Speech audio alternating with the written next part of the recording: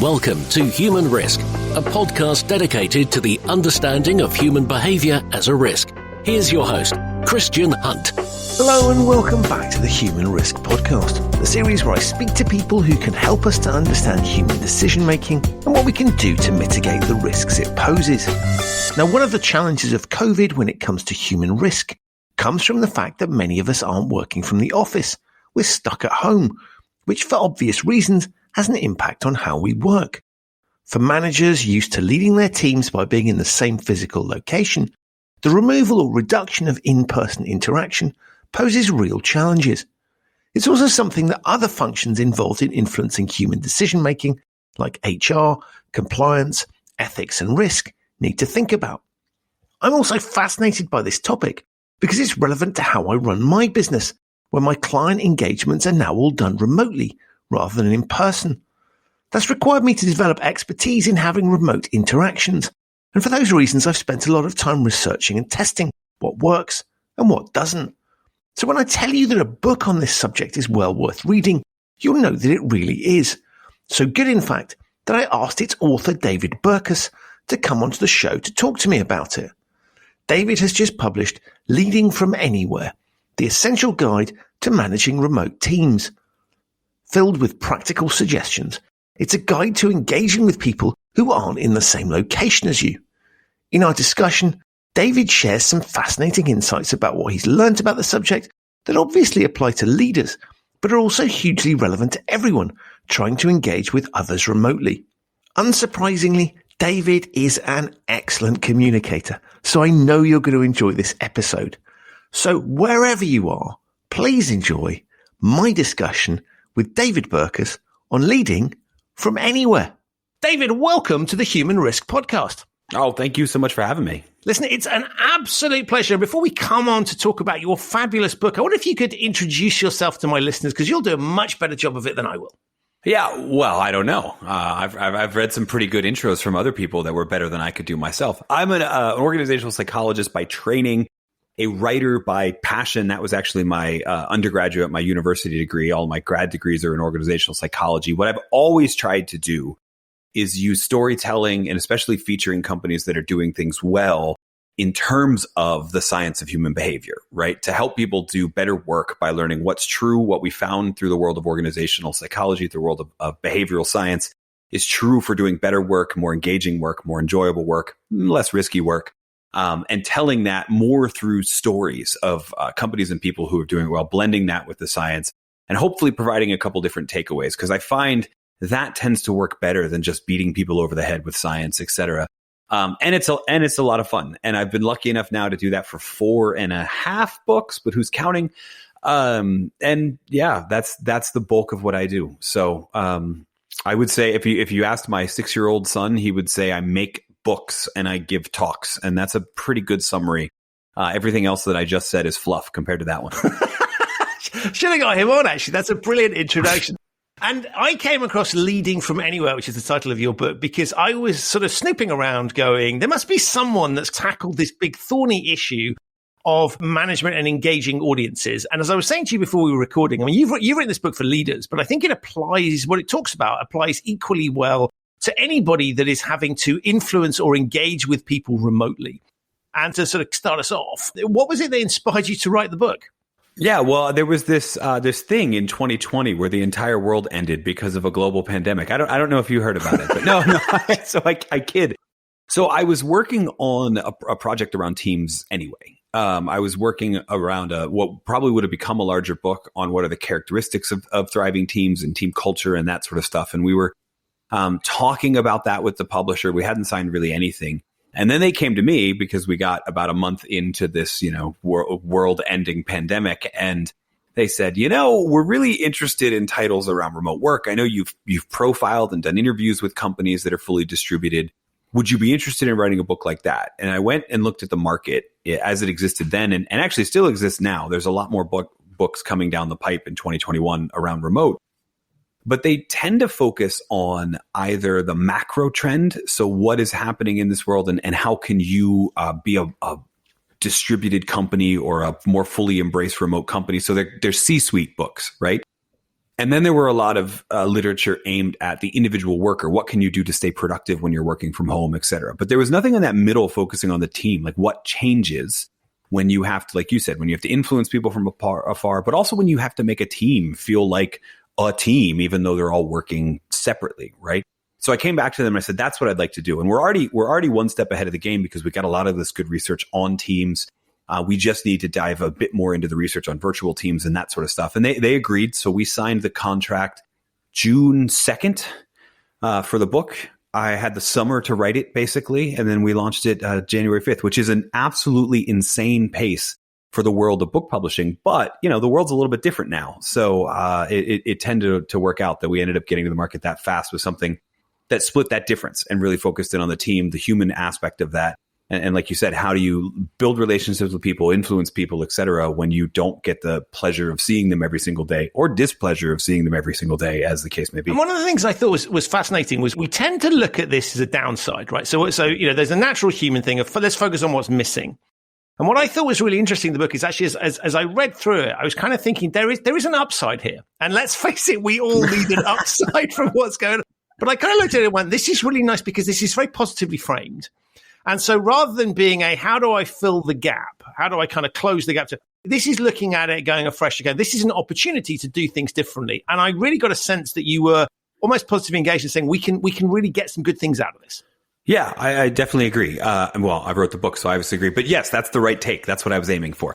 I think the research on this was actually really clear. Remote workers were more productive before the pandemic. Remote workers were more productive than office-bound workers. And there's a myriad of reasons for that, involving distractions, involving commutes, and the fact that people who work from home tend to start their workday when they would have left for their commute. So you get almost an hour extra work out of them. That may be a bad thing. A lot of remote workers have to deal with burnout and things like that. But they, in general, are less distracted, more focused, put in actually longer hours, take shorter lunch breaks, obviously, because they're working from home. So it's just quicker to even get food, et cetera. But there was a stigma about it, right? I mean, we had this tendency to almost punish people who asked for flexibility. The assumption was that you needed flexibility because something else in your life was demanding too much time. And as a result, well, you clearly can't be as focused as the people who are here from 8 to 5:30 every day. So you're clearly not putting in as much. And even though they were more productive, but they were stigmatized about being less productive. And then the great work from home experiment began, and we all had to do it. Right. And we all followed actually the same pattern that all these other remote workers followed. If you remember, April and May, everyone was talking about how much more productive they were without going to the office. Then in June and July and August, everybody was talking about how burned out they were because they were working too much. And then in the fall and into the early winter, where we are now, people have started to figure out what rhythm works for them for staying productive. It usually looks a lot less like work is the core part in the middle of your day and the rest of your life fits around the margins. It looks like a more integrated life. And that's actually better for people in the long term, not just for productivity, but for mental health and other things. And so the reason we call the book Leading from Anywhere is that I believe the future of work is working from anywhere. That means greater trust, autonomy, and flexibility. That means people will come back to the office, but we won't come back all at once, and we won't want to be there all of the time. And so we better get ready for this hybrid world, this from anywhere world, and pull the lessons from companies that are fully distributed, yes, but with the understanding that we're headed for this total different framing. We have broken the paradigm that presence equals productivity, and we're not going back to that because especially your top talent are going to be the ones least desiring to be in the office most of the time. I thought it was fascinating as I was reading it because the point you just made really does come through, which is, we look at what's missing from the old model. And then you realize, as you say, that the old model is broken and that we forced a whole load of processes and structures and constructs on people that actually don't make any sense whatsoever. And were really sort of for the convenience of the employer. And, whether that's dragging someone into an office, whether that's forcing them to go to particular types of meetings, whether that's the way that you reward them, there's a tremendous amount. And there's a real sense of liberation and a return to, I think, natural human patterns, which, as I was reading the thing, I was going, well, this actually, it's, all the techniques you described and all the way, this is taking us back to a lifestyle that probably, and now they wouldn't recognize any of the technology, but the sort of the patterns. We go back to our sort of forebearers that, much more fitting work around other things was how they lived, because that's what you did. And I think there's a really interesting proximity to nature and human biorhythms that comes out of the things you're talking about. Yeah, agreed. One of the drums I've probably beat on for far too long, starting in almost 5 years ago with a book I wrote called Under New Management, was that we dragged a lot of the playbook for leading teams and leading people from the industrial age into the knowledge work age. Frederick Taylor, Principles of Scientific Management, he would feel very at home in the office, even of 2019. This idea that work only gets done at a designated 40 hours a week, Monday through Friday from 8 to 5 or 9 to 5. It would have been very at home that. I mean, the reality was by 2019, the only actual benefit from forcing people to be at the office at the same time for 40 out of the 168 hours a week is that you knew where to find people. That was it. I mean, that was really the only benefit, right? Obviously distributing technology is easier and there's a couple other things, but like you can solve those problems in 2019. So the only thing that you couldn't solve is I can go tap someone on the shoulder and ask them a question. That's really the only thing that the office environment kind of guaranteed by that point. But there were a lot of people, I don't want to call them bad leaders, but they were, that assumed that presence equaled productivity. Again, that's a 100-year assumption based on Henry Ford and the factory and Frederick Taylor and the scientific management idea that you can only do work when you're here. Well, ask your IT people how much time was spent on Facebook and YouTube in 2019, using your internet bandwidth. You know that presence doesn't actually equal productivity, but it's a very lazy proxy.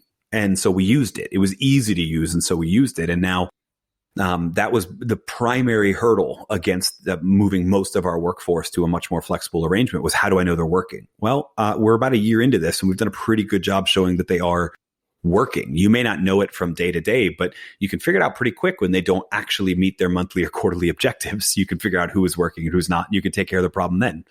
One of the things that if you sort of ask traditional managers, well, if they're away, I can't see what they're up to and I can't control it. And it's often framed in a supportive way, right? I can't be there for them if they're not physically there. But there's also the surveillance aspect. And it's been quite interesting to watch the sales of surveillance software has kind of shot through the roof. And I find this sort of fascinating because intuitively, none of us likes being told what to do and having someone standing over our shoulder. Yet for many managers, that's been a kind of mainstay of supervision. And I would extend that to some of the some of the sort of compliance and risk management piece. If I can see what they're up to, I can manage that a whole lot better. So one of the bits that was missing was, almost literally ability to stare over people's shoulders.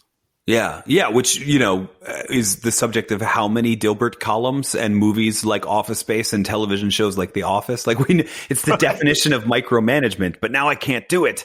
So how am I going to? And I kid, there is one legitimate use for some of this surveillance software, right?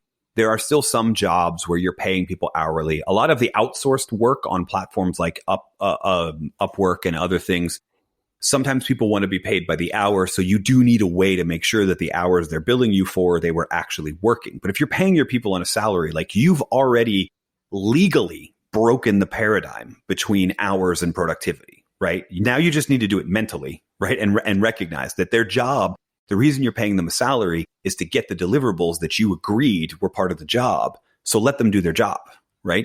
The downsides of all of that old, I need to be able to look over their shoulder and monitor or whatever, is you had people. How many times did you do that? I've done this so many times in my career. It drives me mad in those co-located environments where you're done at 4:15, but you're there until 5, right? Because the culture is you stick around till 5. Now, there's nothing for you to do. You're sitting there like typing out some emails and playing around in a spreadsheet that's not actually that important or whatever. But like you're done. It would actually be better if you took that time away from work, rested your brain, and came back the next day more refreshed. But nope, got to stay till 5 so we can join the line of cars all trying to come home at the same time, right? That paradigm is hopefully gone. I'll be honest with you, between surveillance software and then the other problem is a lot of people then traded presence for responsiveness. So how quickly are you replying to my emails? Which is ironic because that should be even more obvious, that the person who's able to reply to your email in 15 minutes. There's nothing else to do. Right. Exactly. So, a lot of those misconceptions, I blame it on, and it's funny because he's sort of a friend and I'm obviously an admirer of his, but I blame it on Tom Peters and management by walking around, not because Tom was wrong, but because so many people just heard the phrase and went, great. So my job as the manager is to walk around and check in on people. Like, no, your job is to walk around and understand what's blocking them from doing their work and then help them remove those barriers. But you don't want to turn into that like Lumbergh from Office Space, just walking around with a coffee cup, checking in on everybody all the time. Nobody likes that. Nobody liked that then, and they don't like the digital version of it now. There's a great depiction you have of managers that let's leave a Slack channel open. On the one hand, you can sort of go, I could make an argument that says we just keep a channel open, let's make sure we can constantly communicate so we can. But on the other hand, that's highly oppressive, as you point out, and there's a beautiful phrase that you use to describe it, which I sort of and I think it's fascinating that in many respects people have taken some of these processes that as you say weren't fit for purpose in the old world, and they've transmuted them using technology into the new. Yeah, no, totally agree. Right. So, I think the exact line I use is something like that. Asking people to keep a Slack window open all the time is like asking them to do their work while in an all-day meeting, while people pop in and out and only speak in sentence fragments, but you're actually supposed to be doing your work, right? I mean, like it's like no one would ever say, "Hey, let's have our meeting at a Chuck E. Cheese," but yet we'll say, "Hey, we need to be using Actually, Slack." Michael Scott from The Office would, but that is true. making That's your true. point. Okay, yeah, you're exactly right. But hey, we need to be using Slack's actually a great tool for asynchronous communication. The most important word there is the asynchronous piece. It's a great tool for, I'm going to post something and I don't expect an immediate reply, but it's good to keep conversations around certain topics threaded. Now, I actually think there are better software services out there, but I think Slack does a decent job. And I think the really best way to use it is an asynchronous tool that actually functions more as a water cooler, right? In other words, if it's actually important communication, it should probably be in your project management software or your email. But if it's that serendipitous communication, that non-work communication that in a co-located environment we build bonds around, that's great. It should be a place where everyone feels welcome, but no one feels obligated. Because as soon as they feel obligated, then that window is open and distracting them all of the time. And it's sort of like, again, you're working from home, but I'm just going to go ahead and put a slot machine next to you and it's going to ding all the time and invite you to step over. How effective is that? From a dopamine level, that's exactly what we're doing when we do this. And yet no one would do the slot machine route, but everybody does the Slack route. It doesn't make any sense. One of the things I think is interesting is the shift in practice. So the first thing that we all did when it was forced on everybody was kind of like, we will do exactly what we did before, right? So we will have meetings in the same way that we had them before. And we bring tools. I mean, email is a really good example, I think. Is email the most effective way to get people? Probably not, right? But it's if email came from post. So I think there's been this fascinating shift of, the original thing was we will just replicate what we do in the office remotely.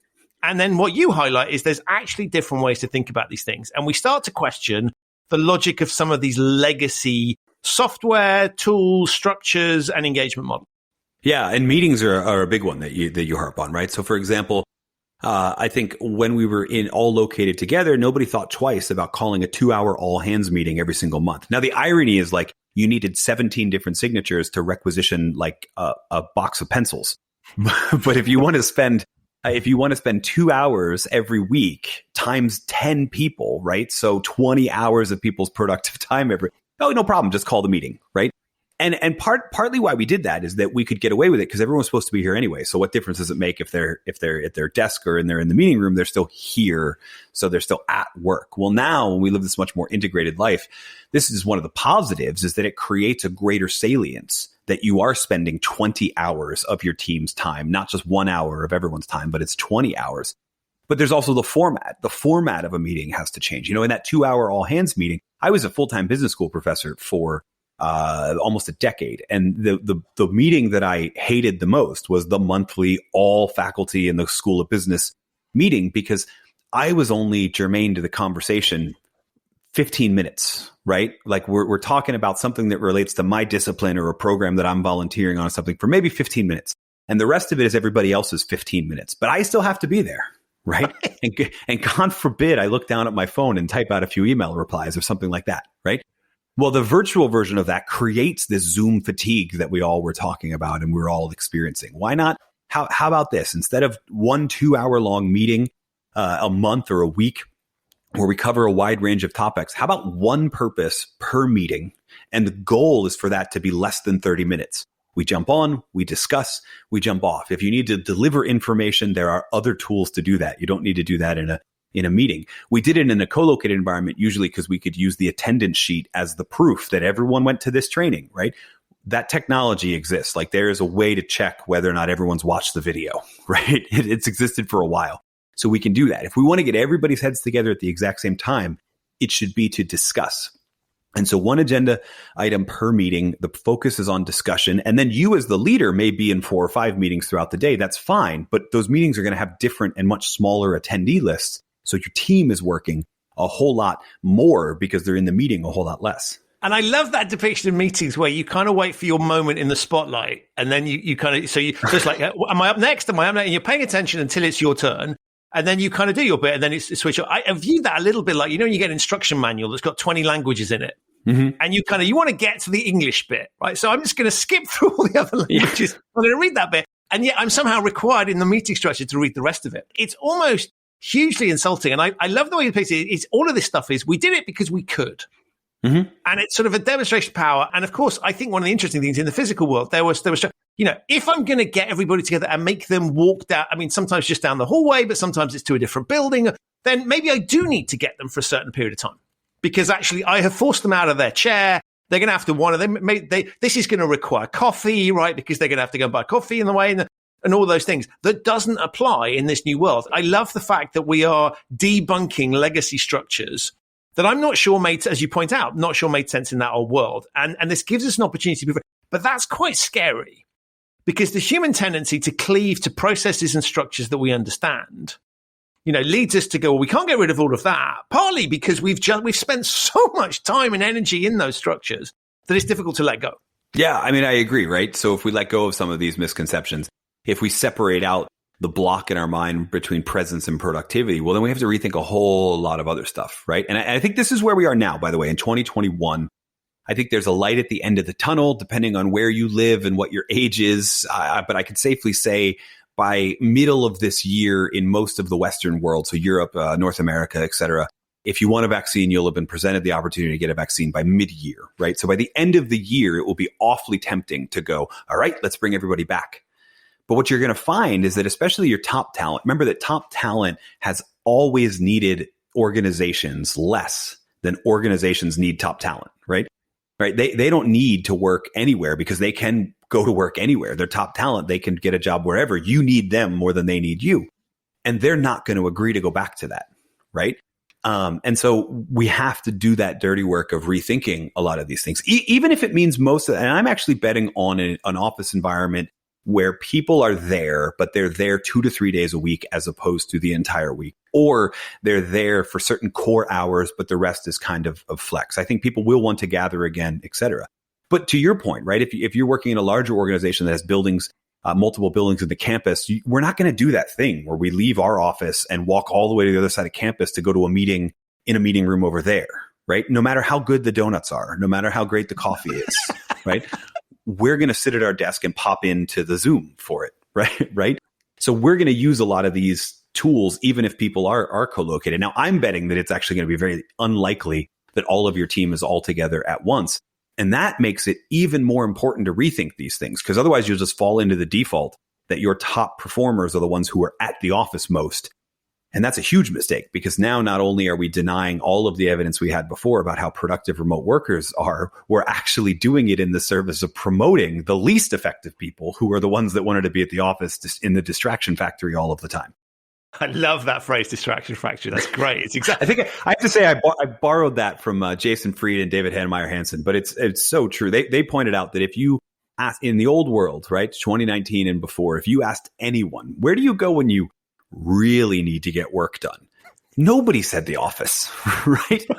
They told you about the meeting room nobody knew about, or they told you your favorite coffee shop, or in Under New Management, which came out about 5 years ago, I talked about the downside of open offices. And I had so many people being like, yep, that's why the best investment I ever made was my library card. New York Public Library is across the street from my office. That's where I really go, right?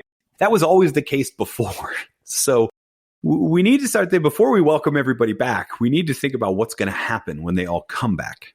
Yeah, it's funny because someone was saying to me once, why do you, I love the office, right? Because my internet connection's much quicker, right? So that was the old logic was I'd get free coffee, I'd get free toilet paper. I mean, because this was getting the minutiae, and the internet connection is much quicker for my shopping or whatever else I want to do, right? Nowadays, we've kind of dealt with those things, and the quality of coffee's declined over time anyway in organizations as they've cut costs.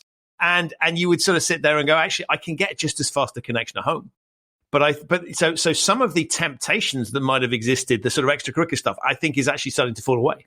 Yeah, I agree. I mean, there will always be the, I've been working out of the home for even before the pandemic, but I have an 8-year-old and a 6-year-old. And when they're at school, working from home works great. When I was the vice principal of Burke Academy and I was Zoom schooling them because the school was closed because of COVID, that didn't work out so well. And if you would have offered me the opportunity to work in an office then, I probably would have taken it, right? And so that's why I say there's going to be some variance. There'll be new reasons, right? But free coffee, technology, these are solvable problems, right? These are not, it's not, like you said, you can get just as fast an internet connection at home, probably faster at this point because it's a more direct connection to fewer people who are using the bandwidth, right? So these are all solvable problems. They're not valid reasons to go back to the way it was in 2019. Right. And one of the things I loved about the book is you talk a lot about, this isn't just stuff you've come up with from a theoretical perspective. I mean, it ends in practical tips, but on the way, you tell some great stories about companies that are getting this stuff right. And it seemed to me that, in many cases, it was things that sort of happened serendipitously or was forced on the company or they suddenly realized something. And so there's this incredible, I guess, kind of, emergencies create creative solutions. Mm-hmm. And so I was intrigued sort of, how you went about discovering those examples, because very often people are doing great things and they that's just normal for them. So what was your approach in terms of identifying, I guess, best practice, for want of a better phrase? Yeah. So I usually always start with the science, right? I think one of the biggest problems is that we have this wall that separates the ivory tower and the corner office, right? And academics do amazing research in human behavior, but they are incentivized to write up that research to an audience of the average scientific paper gets read by 14 people, including the author's mother, right? Like, so she hasn't really read it, right? But she just downloaded it so it could go up a little bit higher on on the NBR website or whatever. So there's an incentive there to just write for your other academic colleagues, right? I remember, and this is something that I've always had one foot in academia and one foot in I don't know if you want to call it the real world or not. Let's call it that. And I remember I would do workshops at like the Academy of Management, for example, on how to write for a popular press audience. And they would always come to me and go, no. What I'm trying to solve is how do I get people to write about my research? And I keep being like, no, that's not what happens. You write about your research, right? You learn how to speak practitioner. So I start from that position. What do we know from the research? There was a lot of great research even done before Corona about virtual teams, about work from home productivity, about, all of this. A lot of this was based on research done before the pandemic, which I think, by the way, was the better thing because there is surviving the 2 years or so, 18 months to 24 months of the pandemic. But then there's the future where we're on the other side of that, which is just a whole lot more remote and distributed work anyway. So we might as well learn from what was working when the world wasn't in a state of chaos. I don't actually remember how long ago it's been since the world wasn't in a state of chaos, but let's pull the lessons from that. And then I go looking for the businesses who are, sometimes it's deliberate, sometimes they've read the research. We talk a little bit, for example, in there about the Google People Analytics Project Aristotle, which is about team culture. And so that was a deliberate effort from a specific company to be in line with the science. Most of the time it's accidental, right? So most of the time I just put my feelers out and I go, hey, who do you know that's doing this? In this book, I was lucky to have already done interviews with a couple different distributed companies. Matt Mullenweg from Basecamp, I've been in touch with for a couple of years. The team at Buffer, which is a fully distributed company of about 100 people, for a couple of years. And then other times it was exactly that. Like, hey, who do you know that had to go through this specific situation or handled it in this specific way or what have you? And it took a while to find some of those answers. You end up sorting through, I'll just be candid, you end up sorting through a lot of companies that think they're doing it right because they have high scores on some employee engagement survey or something like that, right? And that's why I start with the science instead and just say, who fits this? Whose lived experience fits this situation? And it takes a while, but you eventually find one. Like one of my favorites is Mike Desjardins and the company Burkus, which is a Canadian company that went fully distributed before the pandemic for basically the geographic and cost savings benefits and all of that sort of stuff. And everybody burned out in 6 months because they paid no attention to how all of the boundaries that a co-located environment set for you accidentally actually help people rest and restore from work, et cetera. And, that's you can't like put that out there. Hey, who do you know who screwed up and actually burned out their entire company? It takes you a while to find those examples. But when you do, you end up, I think, learning better lessons from it because they're based in start with the science and then find the examples of this in practice from companies that have been doing it for a while and it's worked. And what was the thing that surprised you the most? I think I tell the story in the very beginning of the book about a company, Innovative Fitness, who the dirty little secret here is that Curtis is a friend of mine. So I was sort of aware of his struggle already. But I think there was a couple realizations that happened. He started from a place. So the story I tell in the book, just for everybody listening, though I hope you read the book because I wrote the better version of the story. And that one, I'm going to botch it here, is that he owned a chain of personal training studios, one-on-one personal training, high level. So these are usually higher net worth clients, et cetera, people who come into an almost spa-like experience to get someone to help exercise. And COVID happened, and obviously you can't do that in person, at least for the short term. And so they pivoted really fast and found a way to keep some revenue coming. And very quickly, what they found was that it was also a way to bring back talent that they had to say goodbye with because that talent was moving away. Innovative Fitness is based in Vancouver, spreading out throughout Canada and throughout the West Coast. But if you moved to Toronto or you had moved to somewhere in the United States, like, we got nothing. We can't help you. You're going to have to go get a job at some other global gym because we got nothing for you. Well, now we've got all these virtual clients and we can service them sort of from anywhere. And that led me to think about two different things that really surprised me. The first is that I think we're headed for a situation where we're actually going to reorient how we do business, who we partner with, et cetera, not from what tends to be East-West collaboration, right? So North America and Europe collaborate a lot more than North America and South America collaborate, for example. Same thing with Europe and Africa, et cetera. But I think we're going to see a lot more of that because of time zone synchronicity, right? So that's the way they manage their company now, is not by geographic reason, but by time zone, because that's when everybody's around the same. So I think we're going to see more of that. And then I also like this idea that when people, for various reasons, especially in the future of most households are dual income households, et cetera, this idea that you can keep talent much more easily because you're open to this idea of flexibility is a massive opportunity. That also has a lot of downstream effects around things like cost of living adjustments and whether or not you do it, how you handle vacation policies. I mean, if you don't have to be at the office, why do you need to have to take days away from the office? All of these sort of questions. And so that story, while I already knew him and knew the story, didn't surprise me. But what it triggered in me was having to think about just how much is going to change by 2022, because we did this great work from home experiment and it was working, right? It took a while to get past the burnout phase, but we're at a point now where it's working for a lot of people and they're not going to want to go back to it. And that has a lot of downstream effects. And you talked there around retaining talent. One of the things I thought was interesting was you tackled in the book the sort of the fact that people might shift employers. And very often when you get kind of leadership books, let's not talk about that bit. Let's not talk about the fact that we might lose people because that means you're not a great leader. And yet you dealt with that bit. And, there's a lovely chapter in there sort of, well, how does one say goodbye and keep that connection and think about those particular pieces? And ditto, you had a nice section on onboarding and how to manage that particular piece. And I like that. That for me was an unusual piece because I was sort of I wasn't expecting you to go there. But I think you're spot on, that there is a dynamic here that sort of says, well, actually, if my office is my home or wherever, then actually the friction to shift to another employer can be significantly reduced. And so I was really fascinated by the fact that you tackled that particular topic and sort of said, I think part of the dynamic we're going to see is a much more flexible workforce that may well see, I think turnover, sure, let's get through the pandemic. I don't want to be messing around trying to shift jobs. But there's going to come a time where people get comfortable with this piece. It becomes the quote unquote new normal. And that transition between employers, or maybe even the structure of how maybe we work part-time for several employers. All of those things are coming on. And I was fascinated by your thoughts on that. Yeah, so I agree. And this is actually something I've been studying for a while. This idea of flipping and thinking about ex-employees as alumni, right? I'm assuming they left on good terms, right? The person that tried to steal the copy machine or whatever is not harder to do when you're working from home, of course. That's true. It's your copy machine. Steal it all you want.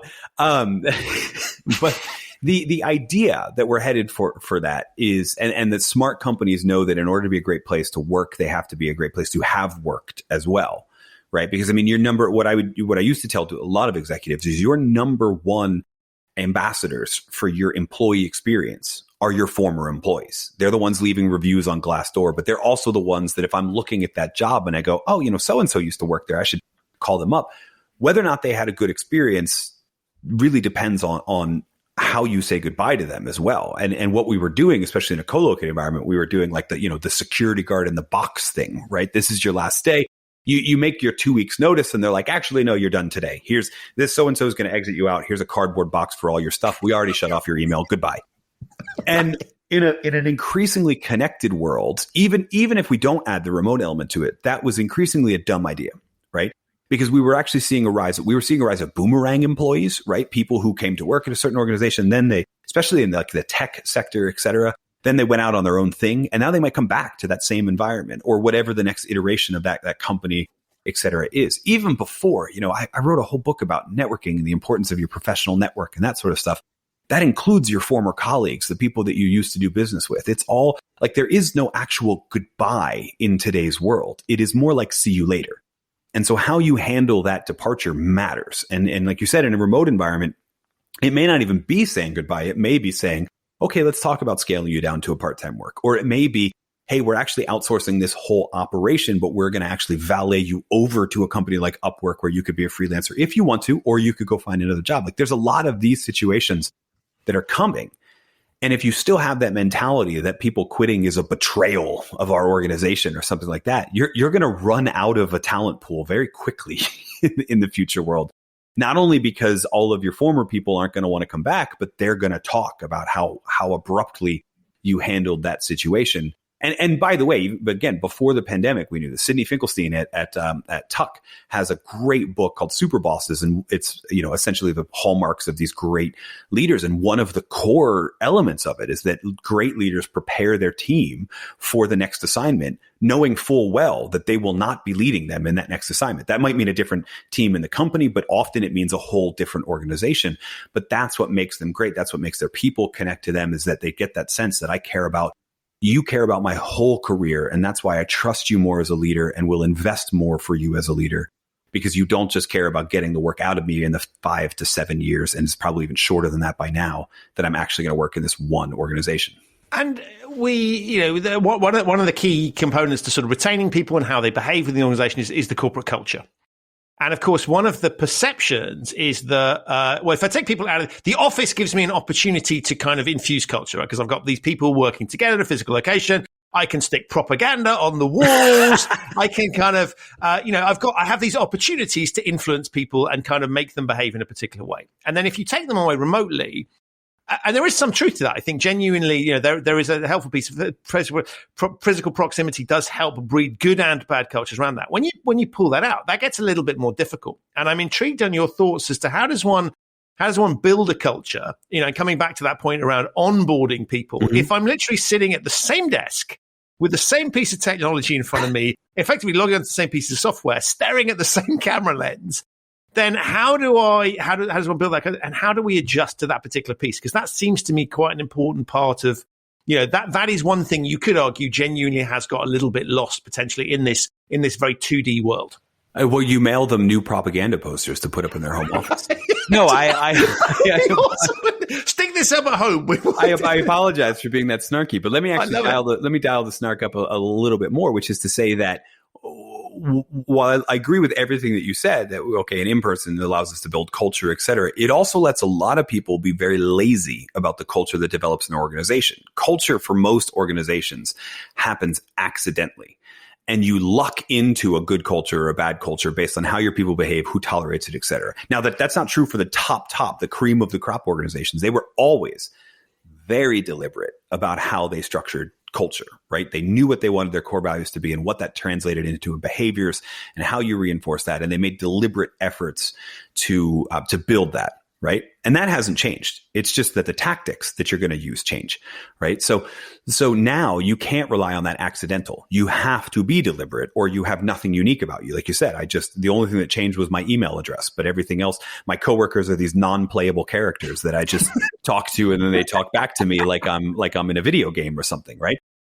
So you have to be very deliberate about you build it. Now, when we look at the BC, the before Corona research about team cultures, especially remote team cultures, we find really 3 aspects or 3 areas to pay attention to build one that's really engaging, right? And we talk about it. Actually, we spread it out into 2 different chapters in the book. But the first is shared understanding. The second is shared identity. And third is psychological safety. Shared understanding basically means that I understand, and I look at this on a team level, because to be honest with you, that's probably as far as we can go in a remote environment. You're only going to get the chance to get the whole company together post-pandemic, probably maximum once a year. So when people think about their company culture in a remote environment, they think about their team. So shared understanding refers to how well you understand that team, the knowledge, skills, and abilities of each member of the team.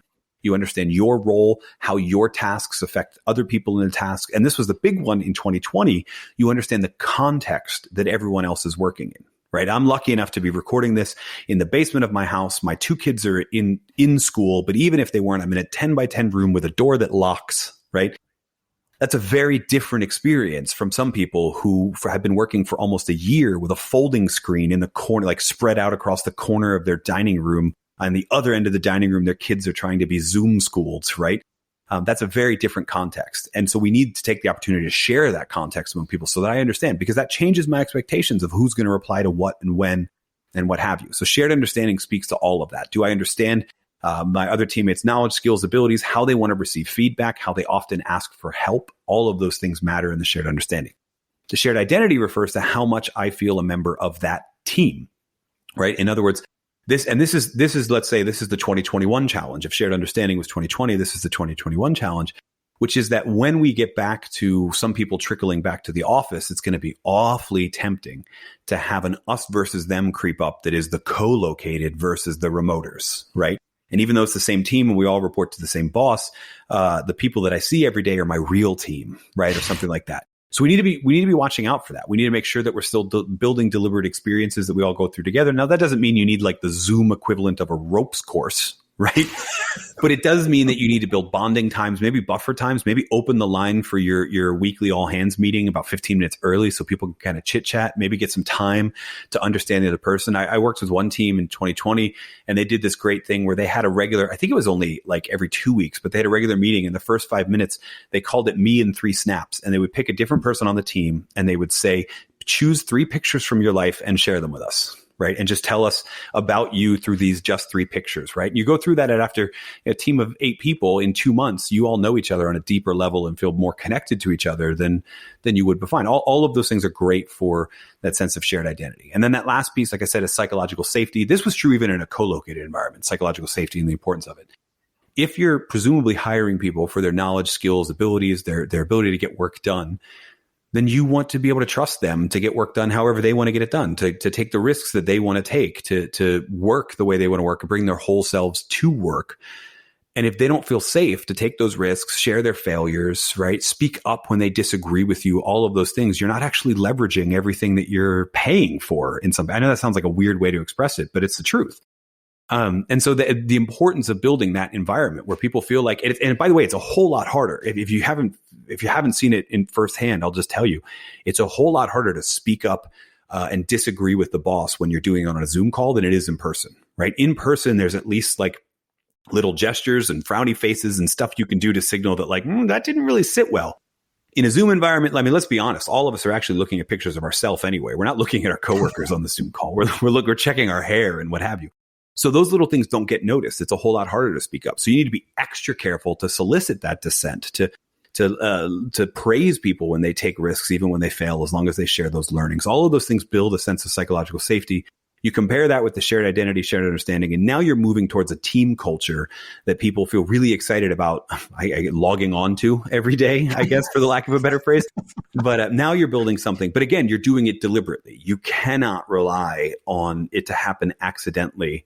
There's a lot of organizations whose whole approach to culture is, we just hire the right people, we'll have the right culture. We're like, okay, how do you know they're the right people if you weren't already deliberate about your culture, et cetera? So that's the big thing that changes. None of this happens accidentally anymore. It would never really worked out well accidentally, but sometimes you could luck into it. Now there's no luck. You've got to be deliberate about these 3 areas.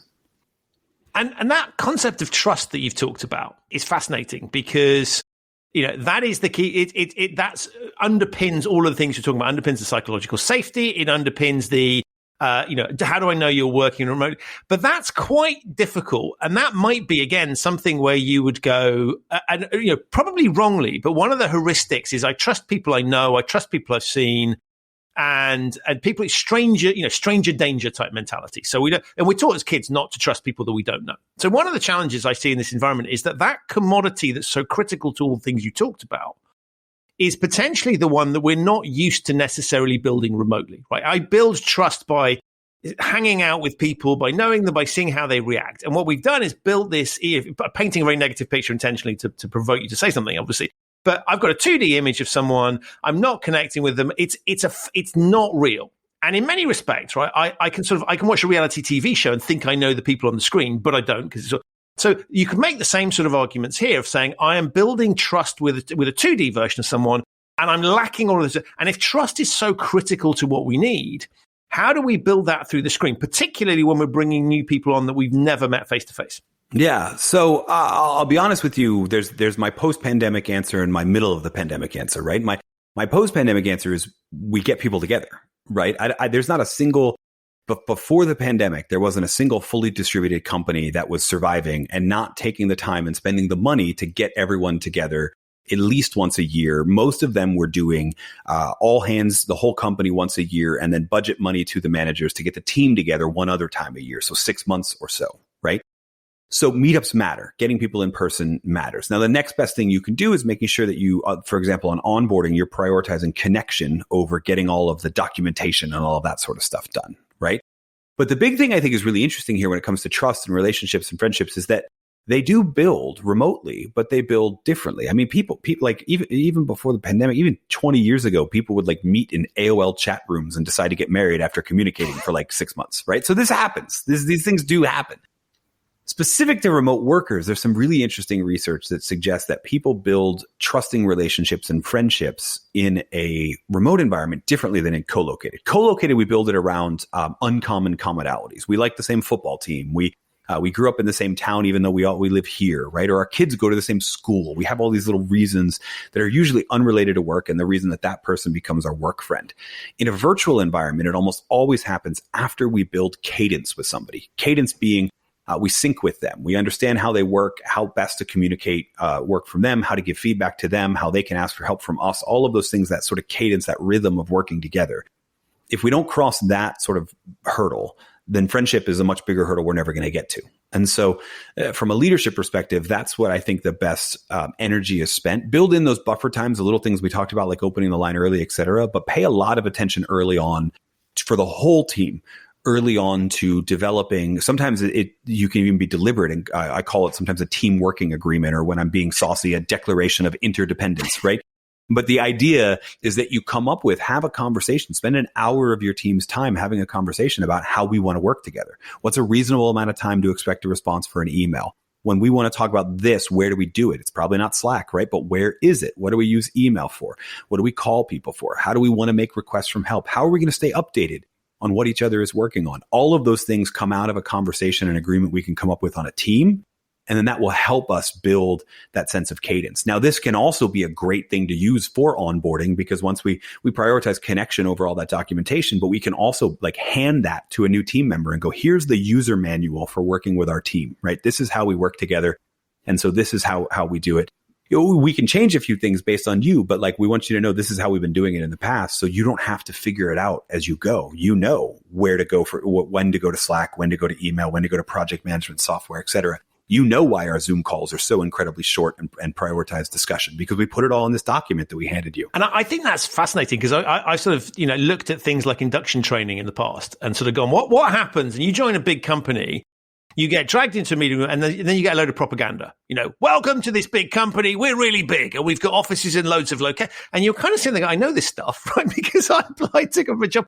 And it was singularly, and in many cases, you get things like, this is our risk framework, and we won't tolerate these things. Sort of, kind of a whole load of stuff where your concerns are, where do I get coffee? What time can I get out of here? When am I getting my ID back? Because you're checking that one.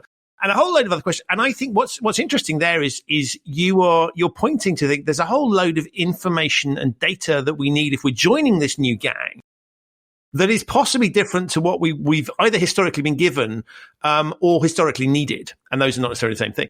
And I'm fascinated by this idea of sort of thinking that through and thinking, okay, because we're evolving new ways of working, this is a perfect time to document that stuff, right? So historically, you wouldn't bother thinking of telling people stuff because it was kind of obvious.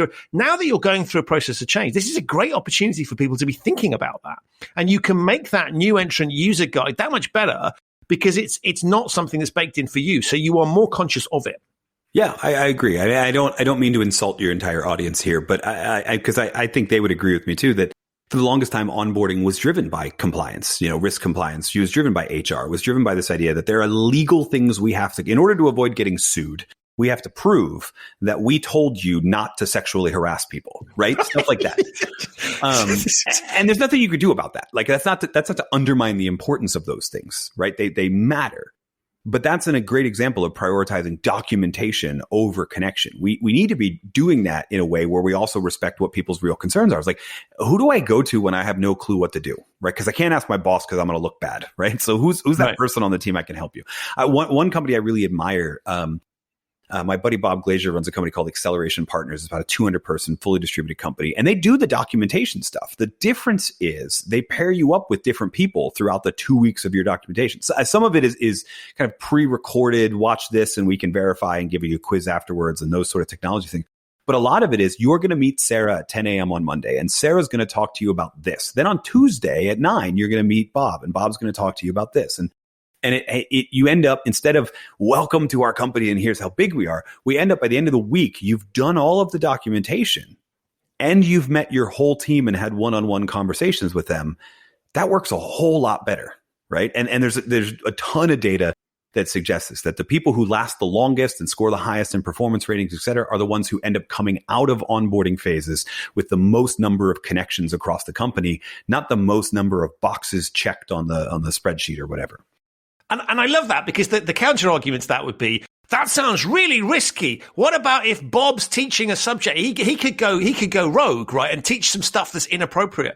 To which I go, well, that's not a problem in the training thing. That's a problem with Bob, right? And we have to fix. And again, that's a solvable problem, right? Like, so in a co-located environment, that's a problem with Bob. You're totally right.